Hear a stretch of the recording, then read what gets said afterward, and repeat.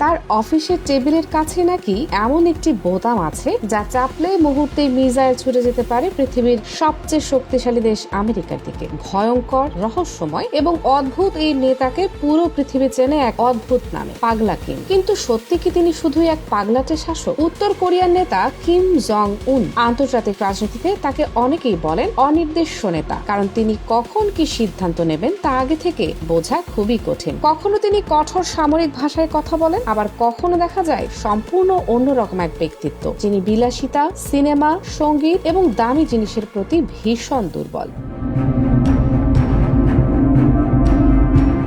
Kim Jong উনের বিলাসী জীবনের অন্যতম বড় উদাহরণ হলো তার পানীয়ের অভ্যাস। সাধারণ কোনো পানি তার পছন্দ নয়। আন্তর্জাতিক বিভিন্ন রিপোর্ট অনুযায়ী তিনি বিদেশ থেকে অত্যন্ত দামি পানি আমদানি করতে ভালোবাসেন। বিশেষ করে ফরাসি কগনাক ব্র্যান্ড হেনসে তার অন্যতম প্রিয়। এই ধরনের পানির একটি বোতলের দাম কখনো কখনো হাজার হাজার ডলার পর্যন্ত হতে পারে। বিভিন্ন প্রতিবেদনে বলা হয়েছে এই ধরনের বিলাসী পানীয় আমদানি করতে প্রতি বছর মিলিয়ন মিলিয়ন ডলার ব্যয় করা হয়। ভাবুন তো, এক বোতল পানীয়ের দাম দিয়ে হয়তো একটি সাধারণ পরিবারের কয়েক মাসের খরচ চলে যেতে পারে। তবে শুধু পানীয় নয়, কিম জং উনের আরেকটি বড় শখ হলো সিনেমা দেখা। অনেকেই জানেন না, কিন্তু তিনি ছোটবেলা থেকেই সিনেমার ভীষণ ভক্ত। বলা হয় তার ব্যক্তিগত সংগ্রহে রয়েছে প্রায় 20,000-এরও বেশি সিনেমা। শুধু সংগ্রহ করেই তিনি থেমে থাকেন না, তার ব্যক্তিগত প্রাসাদের ভেতরেই রয়েছে বিশাল একটি ব্যক্তিগত সিনেমা হল। সেখানে বসেই তিনি সময় পেলেই সিনেমা উপভোগ করেন।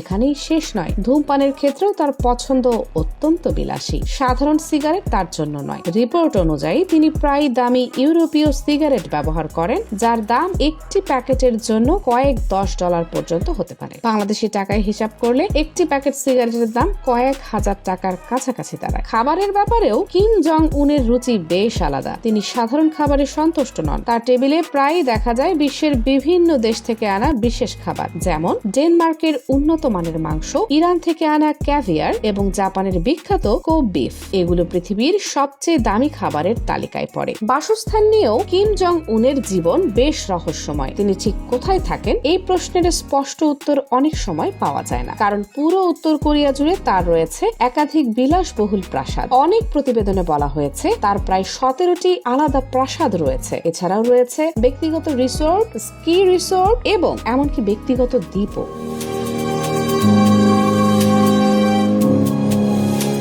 তবে কিম জং উনের জীবনে শুধু বিলাসিতা নয়, কিছু অদ্ভুত শখ রয়েছে। তার বাবা কিম জং টু যেমন গলফ খেলতে পছন্দ করতেন, সেই শখ কিছুটা কিম জং উনের মধ্যেও দেখা যায়। মাঝে মাঝে তিনি গলফ খেলেন এবং তার জন্য বিশেষভাবে তৈরি করা হয়েছে গলফ কোর্স।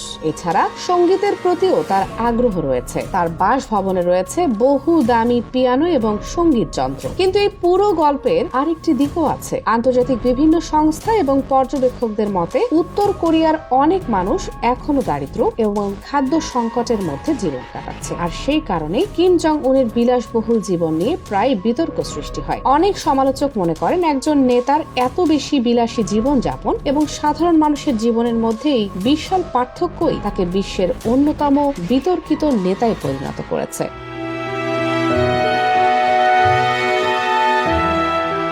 সব মিলিয়ে বলা যায় কিম জং উনের জীবন এক অদ্ভুত বৈপরীত্যে ভরা। একদিকে তিনি কঠোর এবং শক্তিশালী শাসক, অন্যদিকে ব্যক্তিগত জীবনে ভীষণ বিলাসী এবং কিছুটা রহস্যময় মানুষ। তিনি কি সত্যি একজন পাগলাট নেতা, নাকি শুধু বিশ্বের সবচেয়ে রহস্যময় রাজনৈতিক চরিত্র? এই প্রশ্নের উত্তর হয়তো আজও পুরো পৃথিবী খুঁজে বেড়াচ্ছে। তবে একটি বিষয় নিশ্চিত, তার জীবন যতটা রহস্যে ঘেরা ততটাই অবিশ্বাস্য। আর হয়তো এই কারণে বিশ্বের মানুষ আজও কৌতূহল নিয়ে তাকিয়ে থাকে এই অদ্ভুত নেতার দিকে।